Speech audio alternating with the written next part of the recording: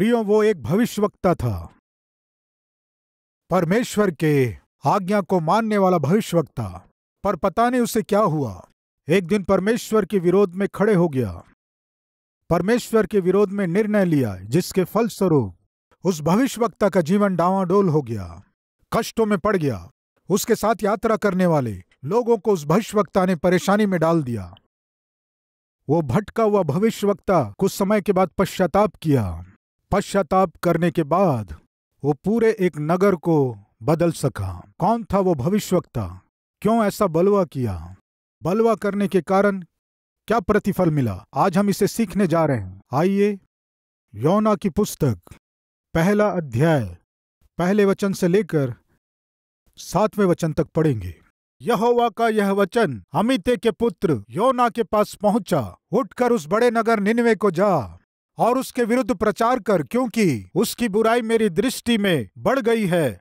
परंतु योना यहोवा के सम्मुख से तर्शीश को भाग जाने के लिए उठा और याफा नगर को जाकर तर्शीश जाने वाला एक जहाज पाया और भाड़ा देकर उस पर चढ़ गया कि उसके साथ यहोवा के सम्मुख से तर्शीश को चला जाए। तब यहोवा ने समुद्र में एक प्रचंड आंधी चलाई और समुद्र में बड़ी आंधी उठी, यहाँ तक कि जहाज टूटने पर था। तब मल्लाह लोग डर कर अपने अपने देवता की दोहाई देने लगे और जहाज में जो व्यापार की सामग्री थी उसे समुद्र में फेंकने लगे कि जहाज हल्का हो जाए। परंतु योना जहाज के निचले भाग में उतरकर सो गया था और गहरी नींद में पड़ा हुआ था। तब माझी उसके निकट आकर कहने लगा, तू भारी नींद में पड़ा हुआ क्या करता है? उठ, अपने देवता की दुहाई दे। संभव है कि ईश्वर हमारी चिंता करे और हमारा नाश न करे। तब उन्होंने आपस में कहा, आओ हम चिट्ठी डालकर जान लें कि यह विपत्ति हम पर किसके कारण पड़ी है। तब उन्होंने चिट्ठी डाली और वो चिट्ठी योना के नाम पर निकली। प्रियो, उसका नाम क्या था? उसका काम क्या था? उसका किया गया पाप क्या था? और पाप के कारण उसे क्या प्रतिफल मिला था? बाद में वो कैसे पश्चाताप किया? पश्चाताप का प्रतिफल क्या हुआ? इन विषयों को आज हम सीखने जा रहे हैं। प्रियो, जो लिख रहे हैं संदेश को अच्छे से लिख लीजिए। सबसे पहले उसका नाम क्या था? प्रियो, पढ़ रहा हूं। यहोवा का यह वचन अमित्ते के पुत्र योना के पास पहुंचा। प्रियो, योना की पुस्तक में केवल 4 अध्याय हैं। इन 4 अध्यायों को यदि आप सावधानी से पढ़ना चाहेंगे तो 10 या 15 मिनट में पढ़ लेंगे। लेकिन योना की पुस्तक से जो शिक्षा हमें मिलती है आपके जीवन को प्रभावित करेंगी, जीवन भर के लिए आपको बहुत ही सावधान करेंगे। बाइबल में बहुत से भविष्यवक्ता हैं। बड़े भविष्यवक्ता और छोटे भविष्यवक्ता कहलाते हैं। छोटे भविष्यवक्ताओं की पुस्तक में योना की पुस्तक भी है, लेकिन योना के जीवन में जो घटना घटी वो इतिहास में ना भुलाई जा सके ऐसी घटना थी। लेकिन योना के जीवन से बहुत से लोग बहुत ही प्रभावित हुए और चेतावनी को पाए। एक व्यक्ति परमेश्वर के अधीन होने से वो कैसे उपयोगी बनेगा, ये पुस्तक सिखाती है। आइए विस्तार रूप से योना के जीवन से हम सीखेंगे। उसका नाम योना था।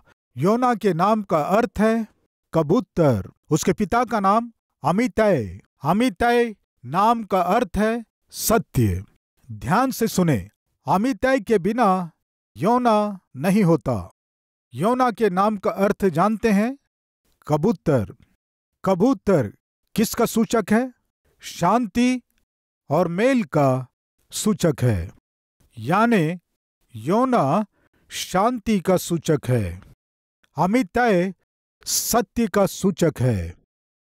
अमित्ते के बिना योना नहीं होता, वैसे ही सत्य के बिना शांति नहीं मिलेगी। वो सत्य ही मेरा प्रभु यीशु मसीह हैं। प्रियो, यीशु ने कहा, मैं ही मार्ग हूं, मैं ही सत्य हूं, मैं ही जीवन हूं। मेरे बिना कोई भी पिता के पास पहुंच नहीं सकता। इस तरह हम वचन में देखते हैं परमेश्वर जो सत्य हैं, यदि आपके जीवन में नहीं होने से परमेश्वर जो सत्य है उसके संदेश को और वचन को यदि आप स्वीकार नहीं करेंगे तो आपके जीवन में शांति पाना बिल्कुल संभव नहीं है। आप कोई भी क्यों ना हो, जहां से भी इस संदेश को सुन रहे हैं, वो सोशल मीडिया में हो सकता है, टीवी में हो सकता है, आप बेडरूम में बैठकर देख रहे हो, या हॉस्पिटल से आप देख रहे हो, या एक छोटे कमरे में बैठकर देख रहे हो, यात्रा करते हुए अपने सेल फोन में इस वचन को देख रहे होंगे। हो सकता है आज आपके जीवन में शांति ना हो, मेल ना हो, आनंद ना हो, आपका जीवन और आपका परिवार समस्याओं के जाल में फंसा हो, और ऐसे हाल में आप इस संदेश को सुन रहे हो। तो सुनिए, आपके जीवन में सत्य नहीं है, आपके जीवन में खराई नहीं है, आपके जीवन में धार्मिकता नहीं है, आपके जीवन में पवित्रता नहीं है। प्रियो, किसी के जीवन में सत्य ना होकर शांति को देख पाना संभव नहीं है।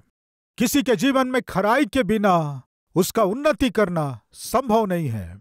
किसी का जीवन परमेश्वर के लिए ग्रहण योग्य ना होकर उसका उपयोगी बनना संभव नहीं है। प्रियो, सत्य के बिना हम शांति को नहीं देख सकते।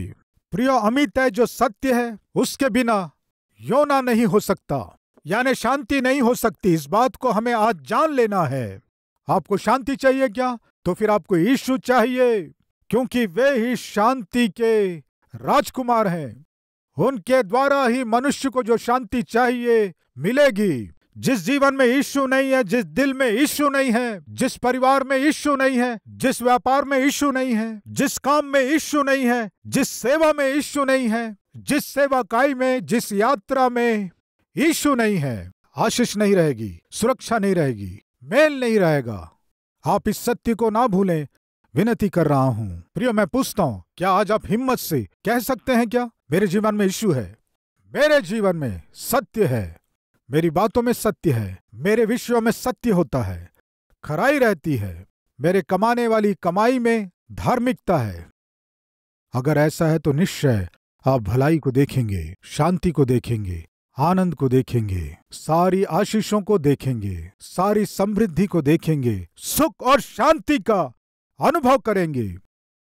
अगर आपके जीवन में सत्य नहीं होने से, मसीह नहीं होने से, आपके जीवन में क्या होगा ये भी आगे हम सीखने जा रहे हैं। आइए, योना कौन है जानते हैं? वो एक भविष्यवक्ता है। अभी हमने उसके नाम के विषय में जाना, अब हम उसके कार्य के विषय में जानेंगे। आइए, योना के विषय में बाइबल में एक और स्थान में लिखा हुआ है, मैं पढ़ रहा हूं। राजाओं की दूसरी पुस्तक 14वां अध्याय उसके 25वें वचन को पढ़ रहा हूं। उसने इजराइल की सीमा हमात की घाटी से ले अराबा के ताल तक ज्यों की त्यों कर दी, जैसा कि इजराइल के परमेश्वर यहोवा ने अमित्तै के पुत्र अपने दास गतेपेर वासी योना भविष्यवक्ता के द्वारा कहा था। योना भविष्यद्वक्ता के द्वारा कहा था। प्रियो, योना के कहे अनुसार उन दिनों में परमेश्वर ने किया। योना के विषय में यहाँ सुंदर बात लिखा हुआ है, आप अंडरलाइन कर लीजिए।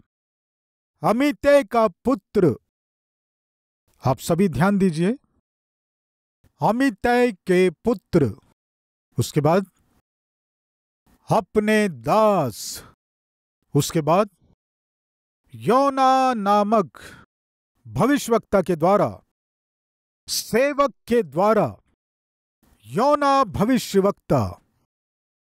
प्रियो, यहां सबसे पहले योना भविष्यवक्ता नहीं लिखा है, क्या लिखा है? सेवक।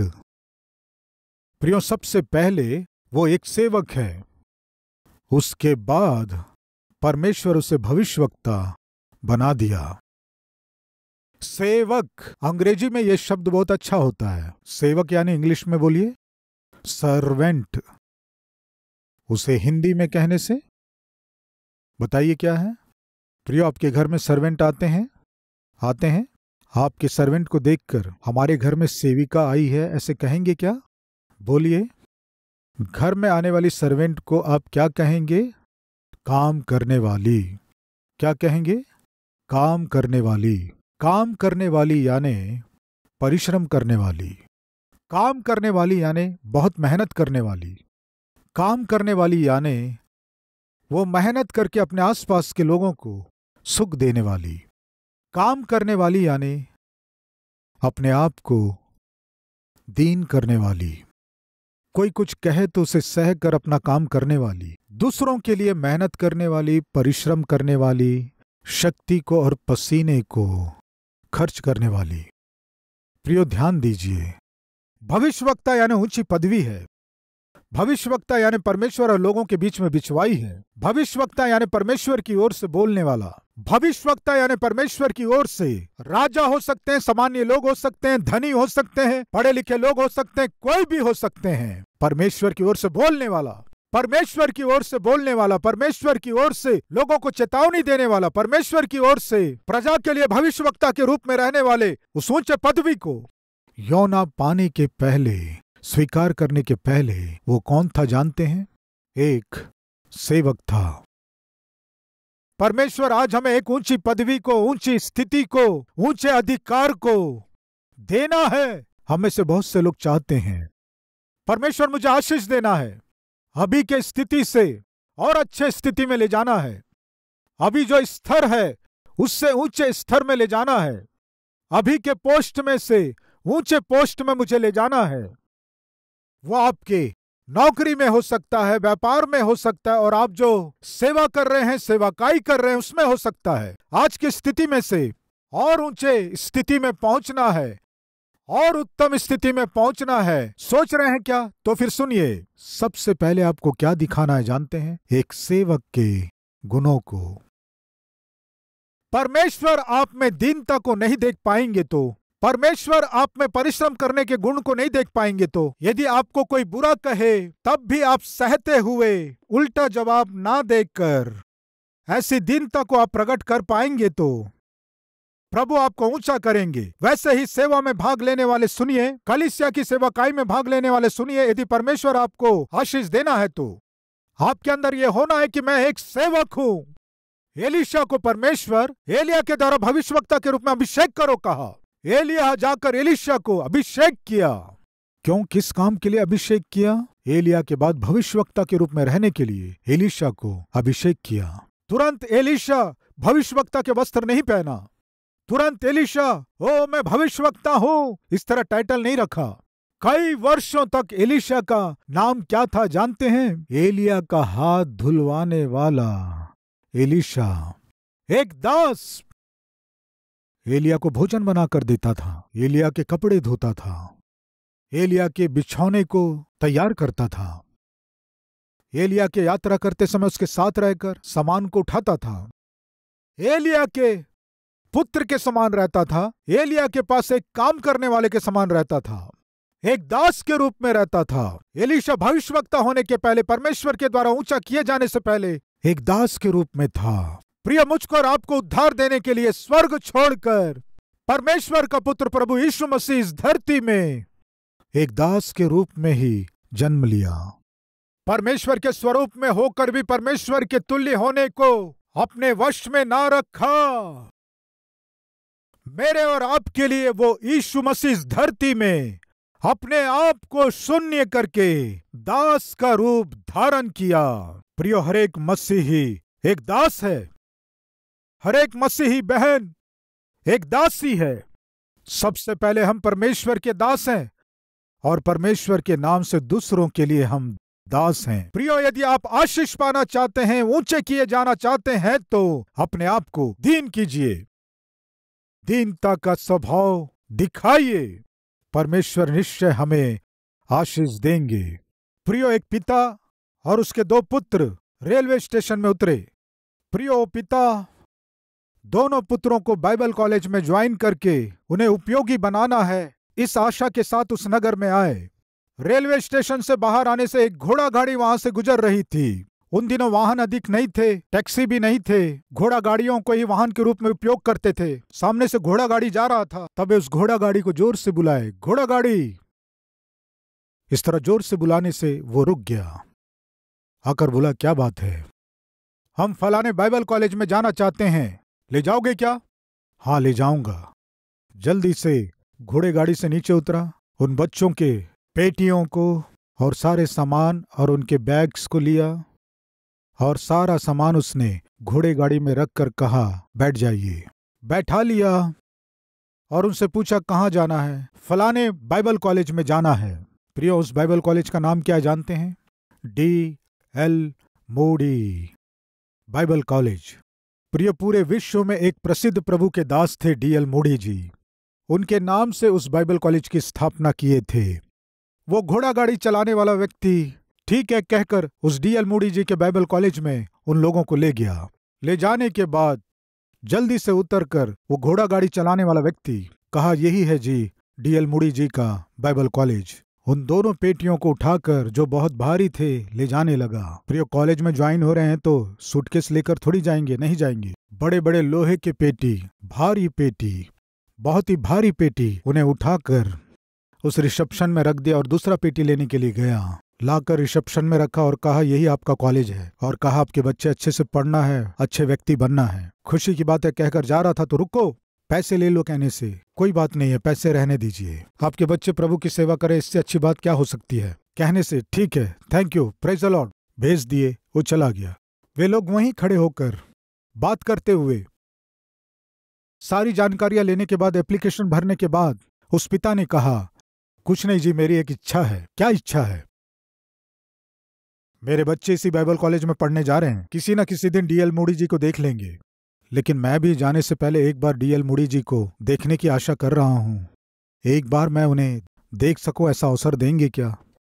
D.L. मूडी जी को कभी देखे नहीं क्या? कभी नहीं देखे जी। ये क्या है? नहीं देखना क्या है? D.L. मूडी जी ही तो आपके बच्चों के पेटियां उठाकर लाए, उन्होंने ही तो आप लोगों को लाया है। क्या बोले? वो घोड़ा गाड़ी चलाने वाला D.L. मूडी है? हाँ जी, वही D.L. मूडी है। क्या हमारे बच्चों के, हाँ, जो पेटियों को उठाए वे D.L. मूडी हैं? हम तो घोड़ा गाड़ी वाला समझे। तुम वैसे ही समझोगे, ये उनके दीनता का स्वभाव था। कम से कम बात करते समय भी वे बताए नहीं, वे नहीं बताएंगे। अपने आप को दीन करने में उनके जैसा कोई नहीं है। परमेश्वर उन्हें ऊंचा किया है और आशीष दिया है। प्रियो, हमें ऊंचा किया जाना है तो एक पति के रूप में आपको पहचान पाना है, तो एक पत्नी के रूप में परमेश्वर आपको पहचान कर ऊंचा करना है, तो एक विद्यार्थी के रूप में परमेश्वर आपको ऊंचा करना है, तो एक एम्प्लॉय के रूप में परमेश्वर आपको, जहां आप काम करते हैं, आपके पहचान को बढ़ाकर एक उत्तम स्थान में आपको बैठाना है, तो आप में थोड़ा भी घमंड दिखाई देने की अनुमति नहीं है। प्रिय, बाइबल बताती है नाश होने से पहले घमंड होता है और महिमा पाने से पहले नम्रता होती है। इस सत्य को ना भूलें, प्रभु में विनती कर रहा हूं। योना भविष्यवक्ता था, लेकिन बाइबल बताती है भविष्यवक्ता होने से पहले योना क्या था? एक दास था। लेकिन आज के मसीही जगत में, मसीही सेवकाइयों में एक दुख की बात क्या है जानते हैं? सेवा करने का बोझ ना होकर, दीनता ना होकर, सामने वाले व्यक्ति का आदर करने का स्वभाव ना होकर, घमंड के साथ, अभिमान के साथ, अहम के साथ जीने वाले लोग सेवकाई में और सेवा में और कलीसिया में घुस गए हैं। उनके बातों में दीनता दिखाई नहीं देती है, उनके व्यवहार में दीनता नहीं दिखाई देती है, सामने वाले के प्रति आदर नहीं दिखाई देता है। जैसे वे ऊपर से टपके हों, इंटरनेट के सारे इंफॉर्मेशन को पढ़कर, बहुत सी पुस्तकों को पढ़कर धुआंधार प्रचार करते हैं, लेकिन कहीं भी मसीह का स्वभाव उनके जीवन में दिखाई नहीं देता है। मसीह का स्वरूप या दास का स्वरूप उनमें दिखाई नहीं देता है। उनके बातों में घमंड दिखाई देता है, उनके बैठने के तरीके में घमंड दिखाई देता है, उनके व्यवहार में घमंड दिखाई देता है, उनके प्रचार में घमंड दिखाई देता है, उनके पूरे जीवन में घमंड, अहम स्पष्ट दिखाई देता है। प्रियो, मैं हमेशा कहता रहता हूं, जब आप किसी सेवक को स्टेज में देखते हैं, स्टेज में सेवक को देखकर उनकी आप बड़ाई मत कीजिए। उस प्रचारक के प्रचार को सुनकर ये कितना ज्ञानी है मत कहिए। स्टेज से उतरने के बाद उनके जीवन को देखिए। उस स्टेज से उतरने के बाद उस व्यक्ति के व्यक्तित्व को देखिए, उस व्यक्ति के व्यवहार को देखिए, उस व्यक्ति के कैरेक्टर को देखिए, उस व्यक्ति के आत्मिकता को देखिए। प्रिय, एक व्यक्ति को परमेश्वर यदि ऊंचाइयों में ले जाना है तो उस व्यक्ति को कैसे रहना है? सेवक होना है, दीन स्वभाव का होना है। यीशु मसीह जगत का उद्धारकर्ता होने से पहले एक दीन के रूप में जीवन व्यतीत किया। इतना अधिक दीन बने कि यीशु अपने चेलों के पांव धोए। प्रिय, योना का काम था भविष्यवक्ता। भविष्यवक्ता बनने से पहले एक सेवक था, एक दास था। प्रिय, बहुत से लोग कलीसिया में मुखिया बनना चाहते हैं, अध्यक्ष बनना है, सचिव बनना है, खजांची बनना है, कमेटी में रहना, अधिकार चलाना है, पदवी को चाह रहे हैं, लेकिन क्या उनमें दास का स्वभाव है? उनमें कलीसिया की भलाई के लिए परिश्रम करने वाला, कलीसिया की भलाई के लिए, कलीसिया की उन्नति के लिए, कलीसिया के अगुवे का सहायक बनने का स्वभाव, वचन के अनुसार का जीवन, दीनता,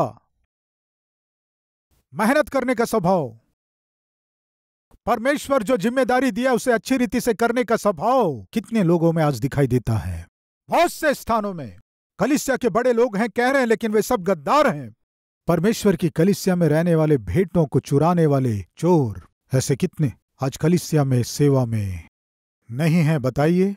उनमें दास का स्वरूप दिखाई नहीं देता है, दीनता दिखाई नहीं देता है, आत्मिकता दिखाई नहीं देता है। मैं फिर से बता रहा हूं, शनिवार को जो अच्छे से पीता है वो रविवार को आकर भेंट की थैली पकड़ता है। शनिवार की रात मिलकर शराब पीने वाली टीम रविवार को आकर रोटी और दाख रस सारी कलीसिया को बांटते हैं। उसके बाद पूरे ऑफरिंग को गिनते हैं, उसमें से कुछ मार लेते हैं और कुछ पैसे चुरा लेते हैं। कौन है ये लोग? बताइए। कलीसिया के मुखिया हैं? ये लोग चोर हैं। प्रियो, इस संदेश को सुनने वालों में कोई है क्या? आप किसी कलीसिया के मुखिया हैं तो सुनिए। सबसे पहले परमेश्वर आप में दास को देखना है, दीनता के स्वभाव वाले व्यक्ति को देखना है, मेहनत के साथ कलीसिया की उन्नति के लिए, भलाई के लिए हर समय परिश्रम करने वाले एक व्यक्ति को देखना है, प्रार्थना करने वाले को देखना है।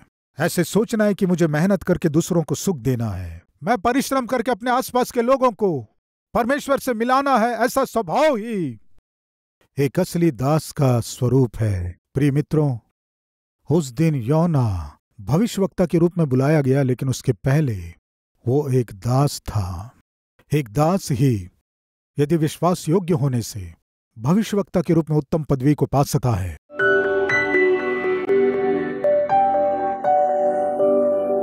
महान पवित्र प्रेमी परमेश्वर पिता, सीधे और बहुत ही स्पष्ट हमसे बात करने के लिए आपका धन्यवाद। योना भविष्यवक्ता था, लेकिन भविष्यवक्ता होने से पहले वो एक सेवक था, दास था। पिता, यदि हमें ऊंचा किया जाना है तो, आशीष पाना है तो, सबसे पहले हमें दास के रूप में दीन स्वभाव को रखना है, मेहनत करने का स्वभाव होना है, हमारे आसपास के लोगों की खुशी के लिए, उनकी भलाई के लिए। पिता, हमें अपने आप को दीन करना है।